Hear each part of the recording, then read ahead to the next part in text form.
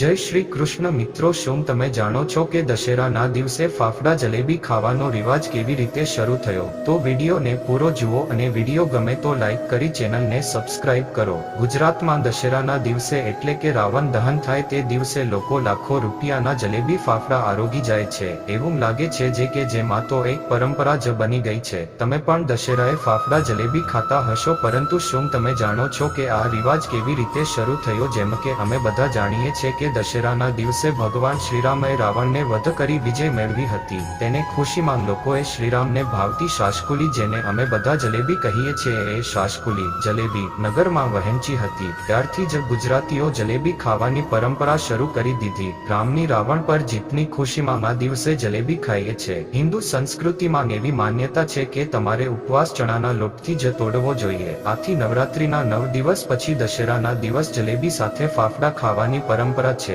આથી જ દશેરાના દિવસે ફરસાણની દુકાન બહાર લાંબી લાઈન જોવા મળે છે. મીઠાઈની સાથે કોઈ ફરસાણનો ચટકારા હોય તો મજા બમણી થઈ જાય છે. તેથી તેની સાથે લોકો ફાફડા ખાવાના વિકલ્પ ઉત્તમ માન્યો. ત્યારથી જ દશેરાના દિવસે જલેબી ફાફડા ખાવાની પરંપરા શરૂ કરી દીધી. ફાફડા અને જલેબીને માત્ર સ્વાદની મજા માણવા માટે ટેસ્ટ કરાય તો વાંધો નથી, પણ લંચ અને ડિનરના ભોગે તો ખાવા હેલ્થ માટે જોખમી છે. ફાફડા વાસી તેલમાંથી બન્યા હોય તો તેમાં ટોક્સિન તત્વ વધુ પ્રમાણમાં હોય તે નુકસાન વધુ કરે છે, જ્યારે જલેબીમાં તો કોઈ જાતના પોષક તત્વો હોતા જ નથી. તેથી જલેબી ખાવાથી શરીરને કોઈ ફાયદો થતો નથી, માત્ર કંઈક અંશે ગ્લુકોઝ જતાં શક્તિ જેવું લાગે છે.